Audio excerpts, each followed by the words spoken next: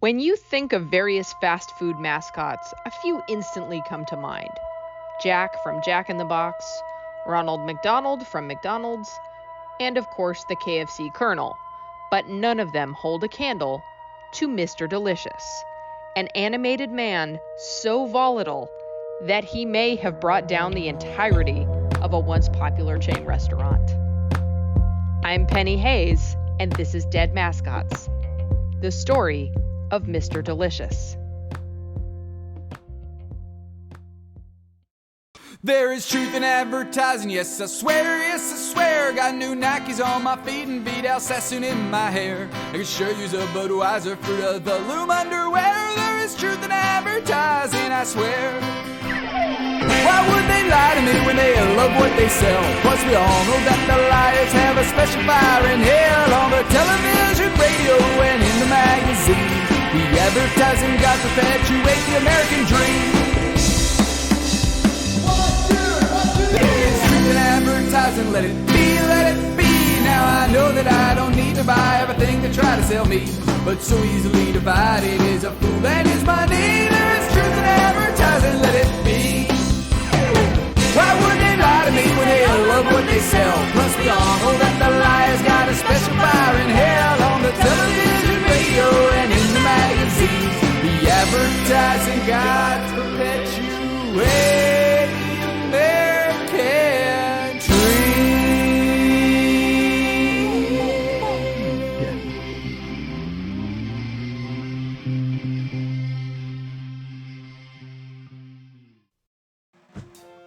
Do you know what anti-humor is? It's a type of alternative humor that involves the expectation on the part of the audience of something humorous, and when this does not happen, the irony itself is of comedic value.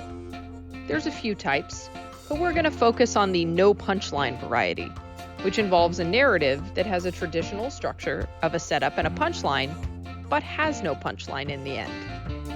This type of joke is ultimately meant to confuse the listener who does not know that there's not supposed to be a punchline. A famous example of this type of humor might be comedian Andy Kaufman, but it really came into its own in the 90s. Thank you, Gen Xers. In 1993, the Coke Company courted the Generation X demographic with unusual advertising tactics, including neo-noir design and deliberately negative publicity with their product OK Soda, whose slogan was, "Things are going to be okay." Ultimately, and unsurprisingly, it failed in select test markets and was officially declared out of production in 1995 before reaching nationwide distribution.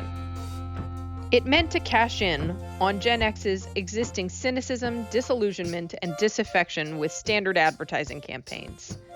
Their entire concept was that the youth market was already aware they were being manipulated by mass media marketing, so this campaign would simply be more transparent about it. In fact, their own advertisements went so far as to disparage its taste, comparing it to things like carbonated tree sap. So at this point, you must be wondering what the hell this has to do with a defunct fast food chain mascot. Well, we're getting there.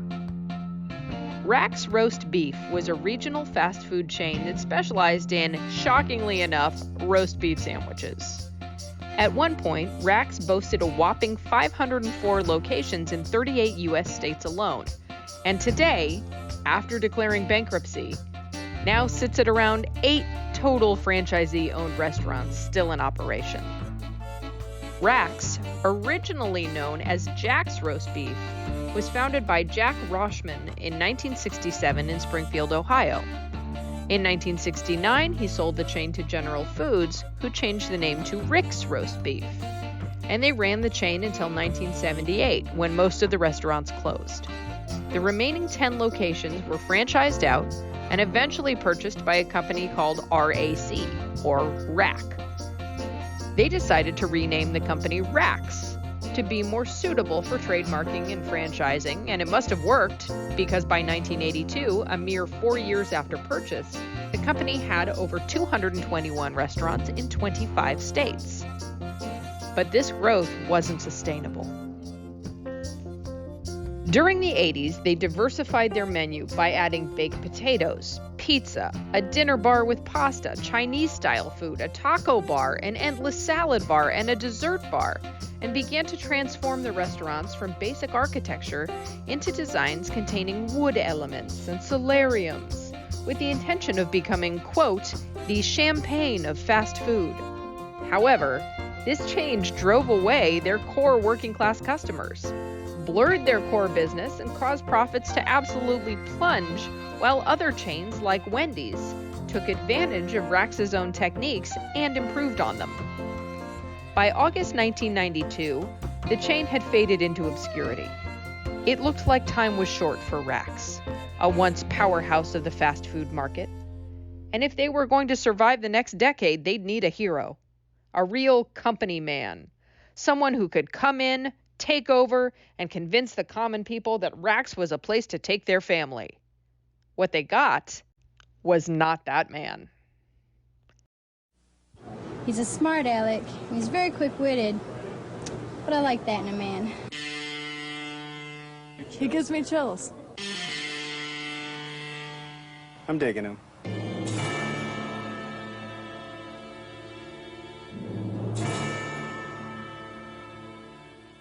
Well, Mr. Delicious is the new spokesperson for Rax.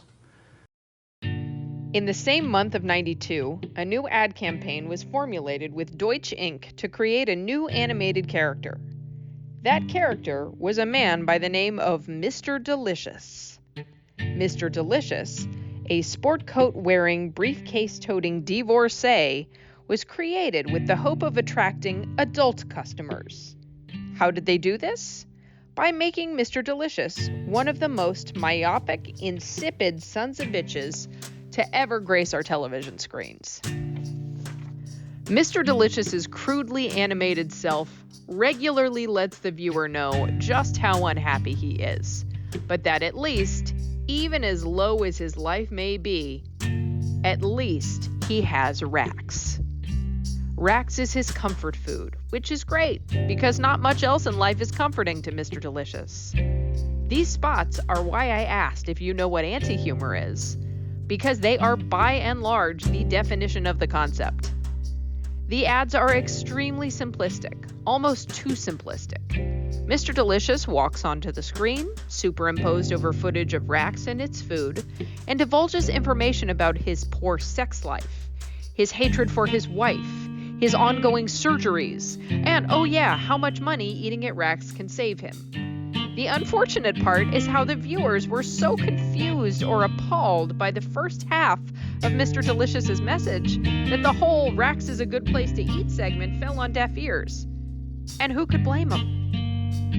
Mr. Delicious wasn't just beholden to television. He even wound up with various radio spots to help promote the chain, which are not only twice as long as the TV spots, but also delve even further into the inane hell that is his existence. Just listen to a handful of these and see what we mean. Hello there. I'm Mr. Delicious, the new cartoon spokesman for Rax Restaurants. My job? To encourage you to enjoy tasty, affordable meals in a more mature dining environment. You see, Mr. Delicious doesn't appreciate unnecessary commotion while he's eating. It brings out the dangerous, hostile side in Mr. D. At least that's what his analyst says. Anyway, at Rax, Mr. Delicious can enjoy a tasty sandwich or salad without bright yellow formica upsetting his stomach. He can rest his feet on carpet, since Rax has confidence that Mr. D won't drop his twisty fries. He can lose himself in a cheap romance novel without his elbows sticking to the table. And Mr. Delicious always leaves Rax with a few bucks left. That's just grand, because his analyst charges a lot to keep Mr. D's hostility all locked up. So if you're looking for a stress-free fast food alternative, visit Rax and tell him Mr. Delicious sent you. Tickety-dee. Rax, you can eat here. Well, hello. Remember me? I'm Mr. Delicious. Did you know the Rax Value menu features a full array of adult-sized delectables for only 99 cents each? That's right. And Mr. Delicious can really appreciate a bargain like that. After all, he's still trying to recover from that bout with midlife crisis in '89. Fortunately, he was able to sell the Porsche back to the dealer. But much to his chagrin, Mr. Delicious discovered that custom-designed hair weaves are non-refundable. Same for the rotating disco glitter ball he installed in the basement. And that vacation he took to Bora Bora with those two young friends, well, that left Mr. Delicious feeling empty and unfulfilled. Unlike the robust sandwiches, baked potatoes, and refreshing drinks on the Rack's value menu for only 99 cents each. Dickety-dee. Value menu available at participating restaurants. Racks, you can eat here. Buongiorno. Mr. Delicious here to talk about the Rack's endless salad bar with new, all-you-can-eat pizza and pasta. You know, Mr. Delicious stayed out a little too late last night, and he isn't feeling very well. So it's a good day for carbohydrates. Pizza and pasta will do the trick.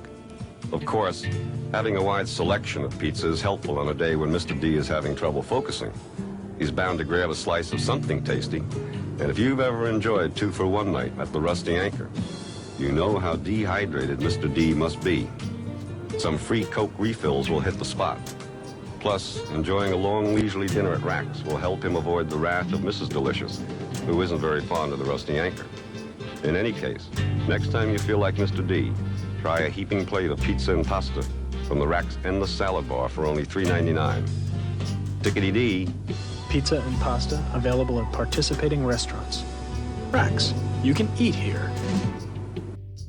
The man was a black-hearted cynic through and through, who often bad-mouthed the very place he was created to advertise, and spoke perhaps too openly about his pathetic existence.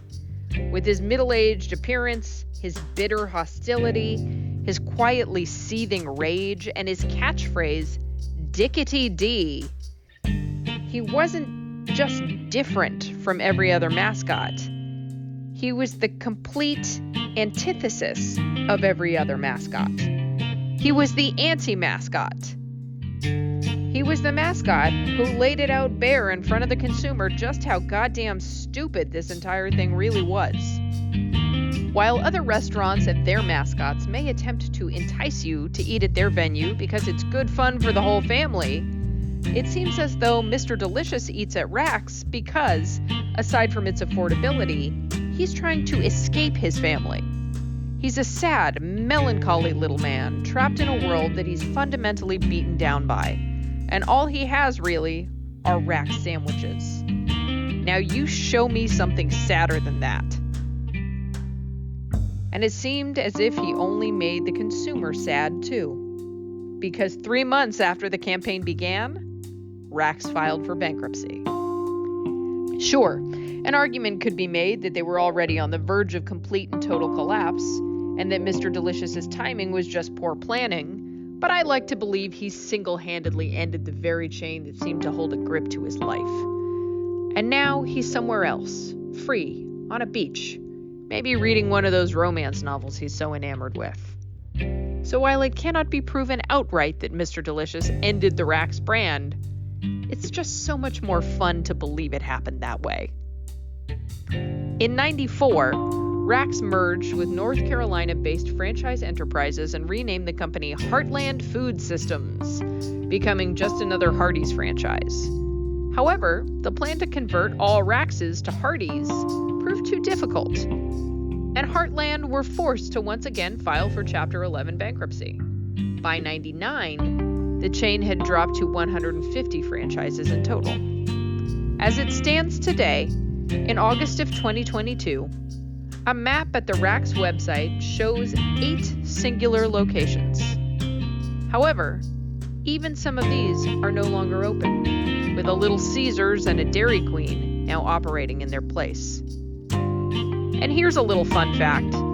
Rack's wasn't without a slogan. In fact, they had 5 different slogans throughout their existence. And much like Mr. Delicious, they get wildly more depressing the longer they go on. They started with all the right stuff, which makes sense considering how many varieties of food they had. That quickly morphed into fast food with style, again making sense of their attempts at becoming a classier fast food chain. But from there, things kind of take a turn. Their third slogan is, "Gotta get back to Rack's," which is more threatening than suggestive. Followed by the slogan, "I'd rather Rack's, wouldn't you?" which I'm not sure is even a complete sentence. And finally, their final slogan, and one so befitting. You can eat here. You can eat here. That's what they went with.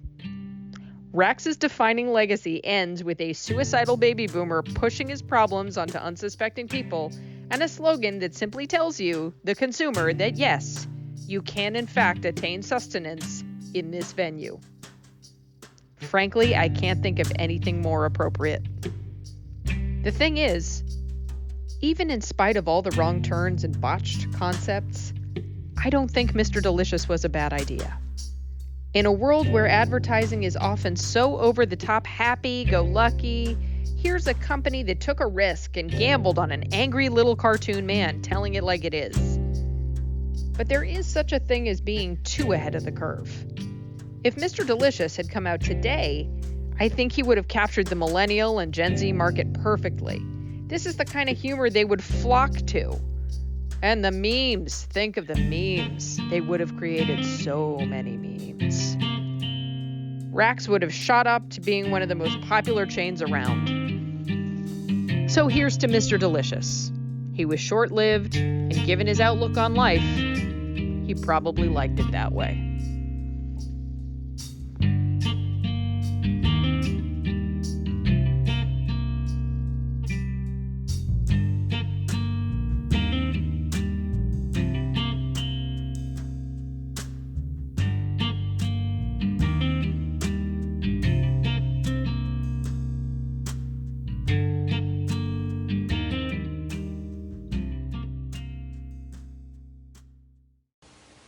Well, hello, Mr. D again. Our subject, Value Express combos at the Rax drive-thru. These tasty delights are priced in low, even dollar amounts, so there's no change. That's just grand, because Mr. Delicious just had some rather delicate surgery. If there's no change, he doesn't have to squirm so much to put it back in his pocket, now does he? He just grabs his combo and drives ever so slowly over the speed bump. Tickety-dee.